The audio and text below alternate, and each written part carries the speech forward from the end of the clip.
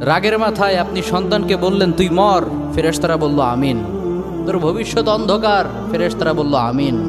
রেগে মেগে আপনি আপনার মেয়েকে বললেন জীবনেও তোর কপালে স্বামীর ভাত জুটবে না, ফেরেশতারা আবারও বলল আমিন। আচ্ছা, আপনি না সেই ব্যক্তি যে তার নিজের জীবনের চাইতেও সন্তানকে বেশি ভালোবাসেন? আপনি না সেই ব্যক্তি যে তার সন্তানের জন্য হাসতে হাসতে নিজের জীবনটাও দিয়ে দিতে পারেন? আপনি না সেই ব্যক্তি যে আল্লাহর কাছে নিজের চাইতেও সন্তানের জন্য বেশি দোয়া করে? তাহলে কি করে নিজের হাতে নিজের সন্তানের এত বড় ক্ষতি করতে পারলেন? Doesn't make any sense. Common sense বলতে কিচ্ছু নাই আপনাদের? আপনারা কি জানেন না আপনাদের রাগের মাথায় বদদোয়া করাগুলো ফেরেশতারা আমিন বলে? দাওয়াতুল ওয়ালিদ আলা ওয়ালাদি, বাবা মা তার সন্তানের জন্য যেই দোয়া করে সেটা ভালো হোক কিংবা বদদোয়া হোক, আল্লাহ সেটাই কবুল করে নেয়। এজন্য খবরদার, নেভার কার্স ইউর চিলড্রেন। রাগের মাথায় কখনো সন্তানকে অভিশাপ করবেন না।